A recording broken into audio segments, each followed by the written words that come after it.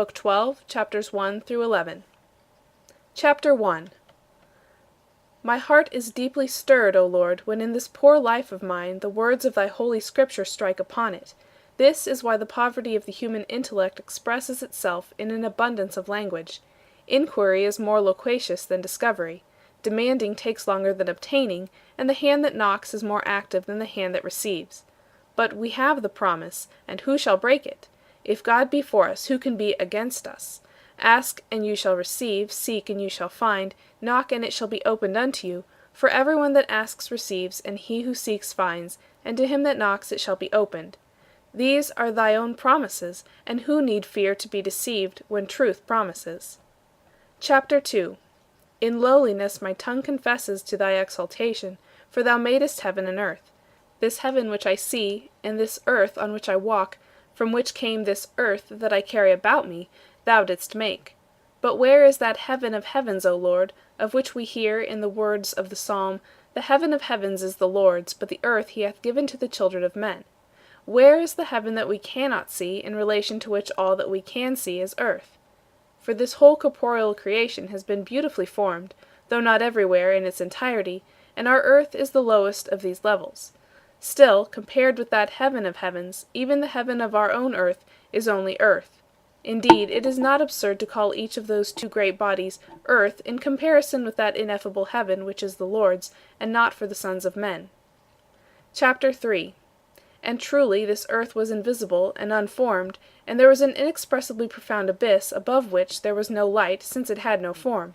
Thou didst command it written that darkness was on the face of the deep. What else is darkness except the absence of light? For if there had been light, where would it have been except by being over all, showing itself rising aloft and giving light? Therefore, when there was no light as yet, why was it that darkness was present, unless it was that light was absent?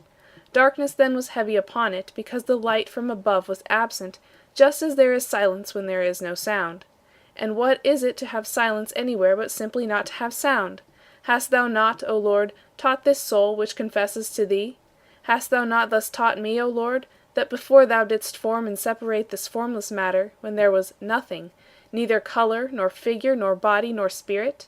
Yet it was not absolutely nothing, it was a certain formlessness without any shape. Chapter 4. What then should that formlessness be called, so that somehow it might be indicated to those of sluggish mind, unless we use some word in common speech? But what can be found anywhere in the world nearer to a total formlessness than the earth and the abyss? Because of their being on the lowest level, they are less beautiful than are the other and higher parts, all translucent and shining.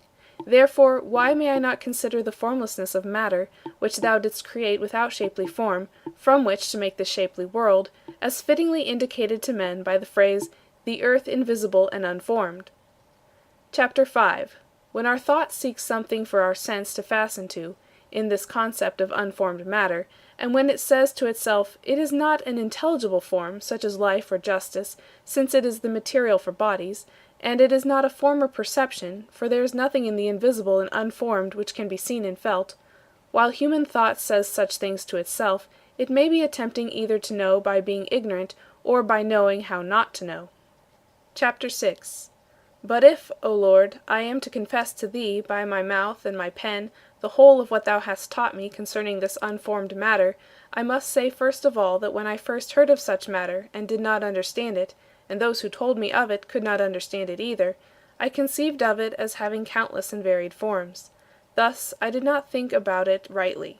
My mind, in its agitation, used to turn up all sorts of foul and horrible forms, but still they were forms. And still I called it formless, not because it was unformed, but because it had what seemed to me a kind of form that my mind turned away from, as bizarre and incongruous, before which my human weakness was confused. And even what I did conceive of as unformed was so, not because it was deprived of all form, but only as it compared with more beautiful forms. Right reason, then, persuaded me that I ought to remove altogether all vestiges of form whatever, if I wished to conceive matter that was wholly unformed, and this I could not do, for I could more readily imagine that what was deprived of all form simply did not exist, than I could conceive of anything between form and nothing, something which was neither formed nor nothing, something that was unformed and nearly nothing. Thus my mind ceased to question my spirit, filled as it was with the images of formed bodies, changing and varying them according to its will. And so I applied myself to the bodies themselves, and looked more deeply into their mutability, by which they cease to be what they had been, and begin to be what they were not. This transition from form to form I had regarded as involving something like a formless condition, though not actual nothingness. But I desired to know, not to guess. And if my voice and my pen were to confess to thee all the various knots thou hast untied for me about this question, who among my readers could endure to grasp the whole of the account? Still, despite this, my heart will not cease to give honor to thee, or to sing thy praises, concerning those things which it is not able to express. For the mutability of mutable things carries with it the possibility of all those forms into which mutable things can be changed. But this mutability, what is it? Is it soul? Is it body? Is it the external appearance of soul or body? Could it be said, nothing was something, and that which is not? If this were possible, I would say that this was it, and in some such manner it must have been in order to receive these visible and composite forms. Chapter 7. Whence and how was this, unless it came from thee, from whom all things are, in so far as they are? But the farther something is from thee, the more unlike thee it is, and this is not a matter of distance or place. Thus it was that thou, O Lord, who art not one thing in this place and another thing in another place, but the selfsame, and the selfsame in the selfsame, holy, holy, holy, Lord God Almighty, thus it was that in the beginning, and through thy wisdom which is from thee, and born of thy substance, thou didst create something, and that out of nothing. For thou didst create the heaven and the earth, not out of thyself, for then they would be equal to thy only Son, and thereby to thee. And there is no sense in which it would be right that anything should be equal to thee that was not of thee. But what else besides thee was there, out of which thou mightest create these things, O God, one Trinity, and trine unity? And therefore it was out of nothing at all that thou didst create the heaven and earth, something great and something small, for thou art almighty and good, and able to make all things good, even the great heaven and the small earth. Thou wast, and there was nothing else from which thou didst create heaven and earth, these two things, one near thee, the other near to nothing, the one to which only thou art superior, the other to which nothing else is inferior. Chapter 8. That heaven of heavens was thine, O Lord, but the earth which thou didst give to the sons of men to be seen and touched was not then in the same form as that in which we now see it and touch it. For then it was invisible and unformed, and there was an abyss over which there was no light. The darkness was truly over the abyss, that is, more than just in the abyss. For this abyss of waters, which is now visible, has even in its depths a certain light appropriate to its nature, perceptible in some fashion to fishes and the things that creep about on the bottom of it. But then the entire abyss was almost nothing, since it was still altogether unformed. Yet even there was something that had the possibility of being formed. For thou, O Lord, hadst made the world out of unformed matter, and this thou didst make out of nothing, and didst make it into almost nothing. From it thou hast then made these great things which we, the sons of men, marvel at. For this corporeal heaven is truly marvelous, this firmament between the water and the waters, which thou didst make on the second day after the creation of light, saying, Let it be done, and it was done. This firmament thou didst call heaven, that is, the heaven of this earth and sea, which thou madest on the third day, giving a visible shape to the unformed matter which thou hadst made before all the days. For even before any day thou hadst already made a heaven, but that was the heaven of this heaven. For in the beginning thou hadst made heaven and earth. But this earth itself, which thou hadst made, was unformed matter, it was invisible and unformed, and darkness was over the abyss. Out of this invisible and unformed earth, out of this formlessness, which is almost nothing, thou didst then make all these things of which the changeable world consists, and yet does not fully consist in itself, for its very changeableness appears in this, that its times and seasons can be observed and numbered. The periods of time are measured by the changes of things, while the forms, whose matter is the invisible earth of which we have spoken, are varied and altered. Chapter 9.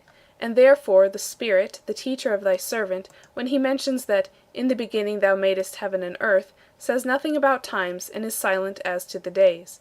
For clearly, that heaven of heavens which thou didst create in the beginning is in some way an intellectual creature, although in no way co-eternal with thee, O Trinity.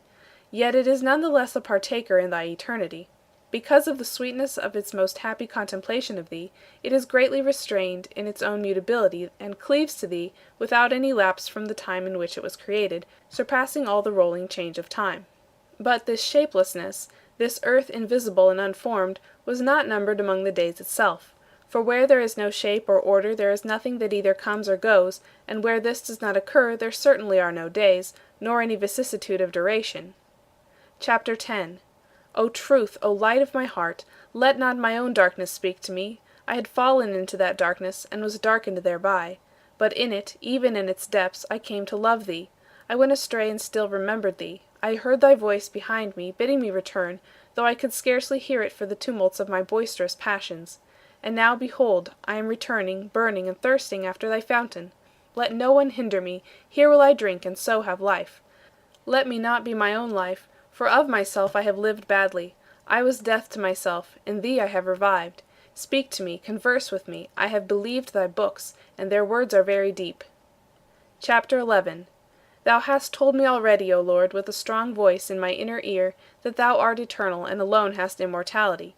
Thou art not changed by any shape or motion, and thy will is not altered by temporal process, because no will that changes is immortal. This is clear to me in thy sight. Let it become clearer and clearer, I beseech thee. In that light let me abide soberly under thy wings. Thou hast also told me, O Lord, with a strong voice in my inner ear, that thou hast created all natures and all substances, which are not what thou art thyself, and yet they do exist. Only that which is nothing at all is not from thee, and that motion of the will away from thee, who art towards something that exists only in a lesser degree, such a motion is an offense and a sin. No one sin either hurts thee, or disturbs the order of thy rule, either first or last. All this in thy sight is clear to me. Let it become clearer and clearer, I beseech thee, and in that light let me abide soberly under thy wings. Likewise thou hast told me, with a strong voice in my inner ear, that this creation, whose delight thou alone art, is not coeternal with thee. With a most persevering purity it draws its support from thee, and nowhere and never betrays its own mutability, for thou art ever present with it, and it cleaves to thee with its entire affection, having no future to expect and no past that it remembers. It is varied by no change, and is extended by no time. O blessed one, if such there be, clinging to thy blessedness! It is blessed in thee, its everlasting inhabitant and its light.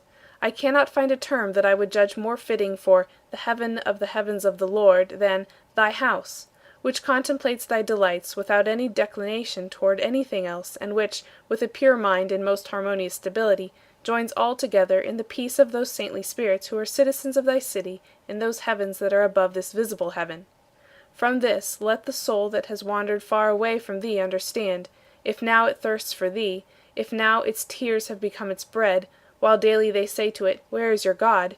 If now it requests of thee just one thing, and seeks after this, that it may dwell in thy house all the days of its life, and what is its life but thee, and what are thy days but thy eternity, like thy years which do not fail, since thou art the selfsame?